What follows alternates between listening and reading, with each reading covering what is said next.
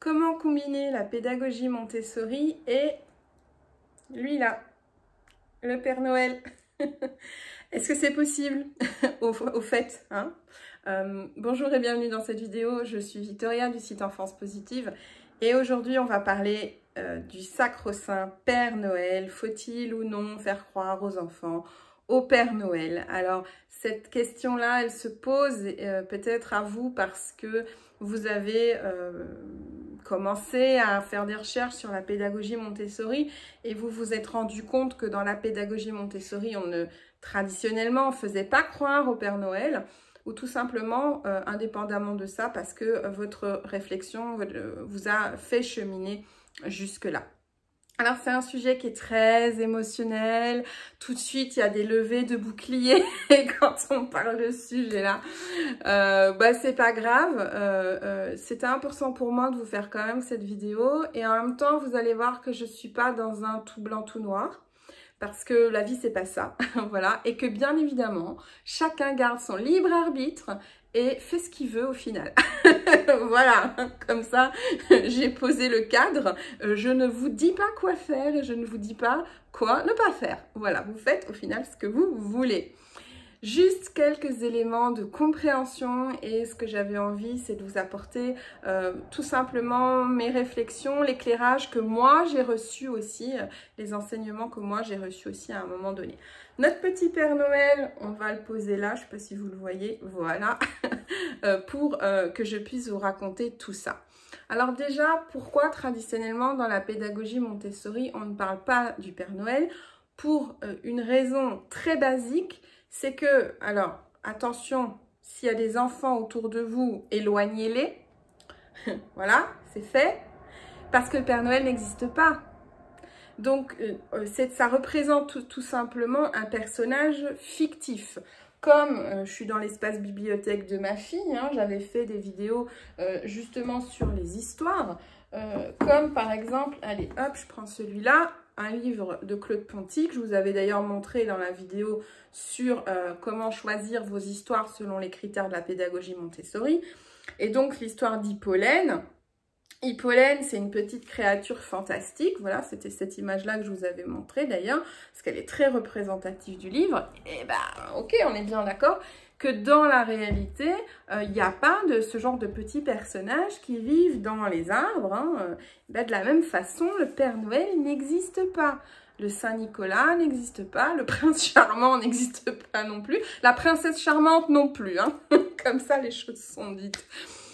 Donc, à la base, c'est tout simplement pour cette raison-là. Le Père Noël n'existant pas, eh bien, dans la tranche d'âge 0-0-6, on va dire, on va avoir tendance à ne pas tout simplement parler du Père Noël, puisque c'est un personnage fictif, au même titre que le méchant loup, au même titre qu'Hippolène, que je viens de vous montrer dans le livre de Claude Ponty.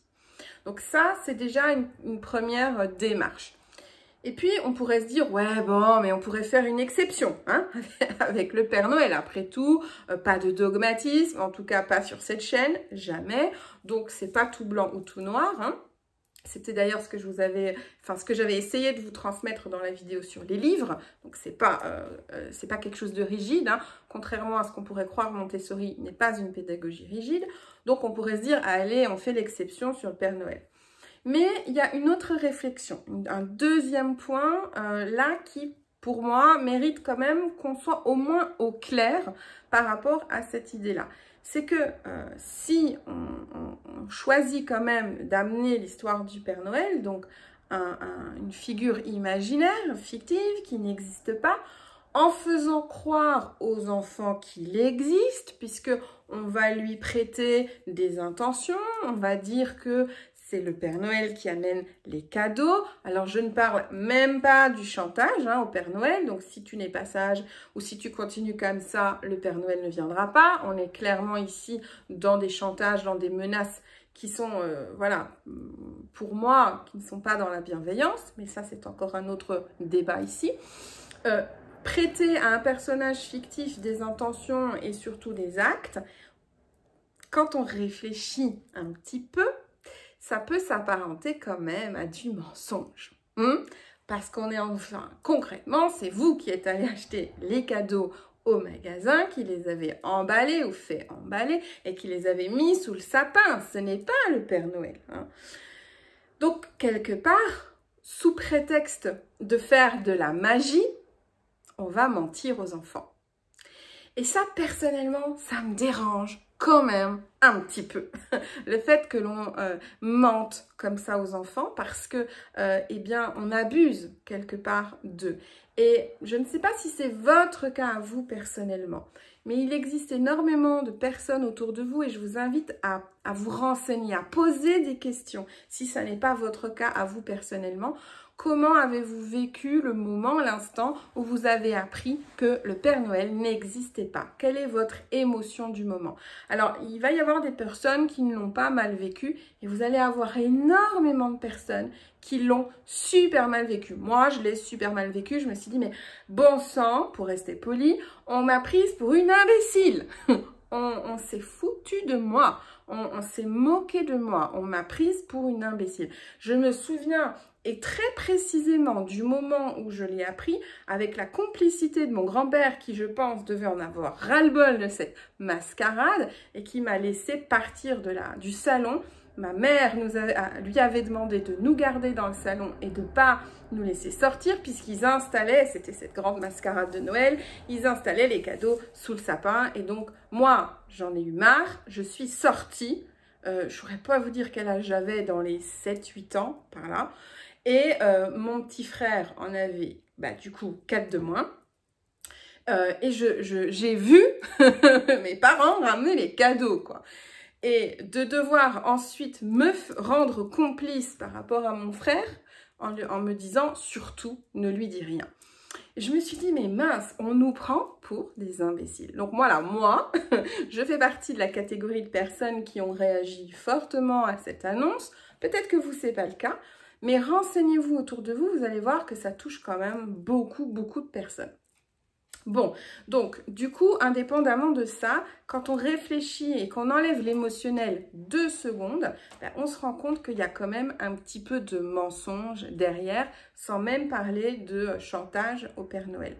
Et c'est là en général que les boucliers se lèvent, qu'on me dit oui, mais quand même, la magie de Noël, tout, mais pas ça, tu vas pas toucher à ça, c'est la magie de Noël.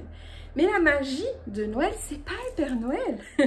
La magie de Noël, c'est de passer du temps ensemble, c'est de fabriquer les décorations de la maison, c'est de faire le sapin, c'est de chanter ou d'écouter des chansons de Noël, c'est de faire des jeux ensemble, c'est de boire du chocolat chaud aux épices, c'est de fabriquer et de manger, un truc qu'on adore ici, c'est très local, du pain d'épices enrobé de chocolat. Ça, c'est une tuerie. Et les personnes qui vivent dans l'Est de la France ou en Allemagne, Belgique, Luxembourg, vous connaissez, vous savez ce que je veux dire, hein? Ou bien les manélés, les petites brioches, ça, c'est la magie de Noël. La magie de Noël, c'est les illuminations. La magie de Noël, c'est l'entraide, c'est la solidarité. C'est ça, la magie de Noël. Le Père Noël, sans vouloir vous décevoir, c'est un personnage qui a été inventé par Coca-Cola dans les années 50. Ça n'a rien de magique, c'est du commerce, ok? Donc, on peut faire Noël sans Père Noël. Voilà. Après, quand on a des enfants plus grands, donc à la question, comme ça j'y réponds tout de suite, est-ce que moi je fais croire au Père Noël à ma fille, à votre avis? Ben non. Donc elle sait très bien que c'est nous qui achetons les cadeaux et elle nous aide à les emballer pour ses frères et sœurs, etc. Par contre, qu'on ait envie de transmettre la fable. Alors, il y a le Père Noël, mais chez nous, dans notre région, il y a le Saint-Nicolas également, qui est très, presque même plus populaire que le Père Noël. Hein, Saint-Nicolas, c'est une institution chez nous. Ben, c'est pareil. Donc, à ce moment-là, on ne fait pas croire à Saint-Nicolas non plus, mais par contre, pour les enfants plus grands, on peut transmettre l'histoire. Un petit peu dans cette optique, je vous en parlais dans la vidéo sur la boîte aux histoires, hein, avec le matériel Montessori que j'avais un peu détourné, de cette histoire de transmission. Quand l'enfant fait la différence entre la fiction et la réalité, quand il est un petit peu plus grand, donc entre 6, 7, 8 ans, comme ça par là, on peut tout à fait lui proposer de découvrir l'histoire de Saint-Nicolas, l'histoire du Père Noël au travers de livres par exemple, mais on va transmettre ça comme un fabliau, comme quelque chose qui fait partie de notre culture, mais sans lui faire croire que c'est la réalité, voyez? Et c'est toute la nuance que personnellement moi j'aime apporter parce que il fait partie des mythes fondateur de notre société, mais c'est un mythe. Et donc, on peut travailler avec les enfants autour de ce mythe, mais voilà, personnellement, en tout cas, en le replaçant en tant que tel. Donc, ça ne veut pas dire que ce que moi je viens de dire là, c'est la vérité absolue et qu'il n'y a pas d'autre vérité sur Terre. C'est simplement, voilà, mon ressenti. Donc, moi, ce que j'aimerais bien, c'est de vous proposer de discuter ensemble à ce sujet dans les commentaires de cette vidéo. Je sais que ça peut remuer des choses. Alors, il y en a qui sont complètement convaincus et qui, voilà, vont partager le même avis que moi. Voilà, c'est OK. Et il y a des personnes aussi, peut-être parmi vous, qui, voilà, ne sont pas d'accord avec moi. C'est OK également. C'est toujours ce que je dis, on n'est pas obligé de toujours être d'accord ensemble. Par contre, ce que je vais vous inviter à faire, si vous avez envie qu'on discute sur le sujet, eh bien, c'est de rester dans l'écoute, dans le non-jugement et dans la bienveillance. Voilà, simplement de dire, mon ressenti, c'est ça. Voilà. Donc, j'aimerais bien qu'on en discute ensemble, un petit peu savoir comment vous accueillez ce que je viens de dire là, comment est-ce que ça vous parle. Et puis, je vais juste conclure cette vidéo en vous parlant d'une autre pédagogie que j'ai découvert il y a quelques années, qui est la pédagogie Reggio.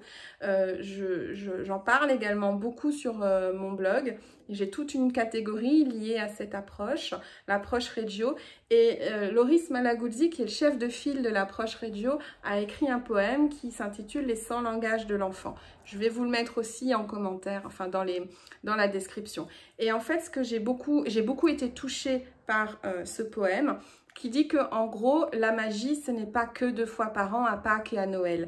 L'idée, c'est de mettre de la magie tous les jours dans la vie de l'enfant. Tous les jours de réfléchir à comment est-ce qu'on peut provoquer l'émerveillement et comment est-ce qu'on peut mettre en place de la magie et pas seulement le matin de Noël quand l'enfant découvre les cadeaux déposés par le Père Noël. Voilà. Donc, je vous laisse avec cette ressource-là et puis j'aimerais bien qu'on en discute. Ça me ferait très plaisir d'avoir vos avis. À bientôt.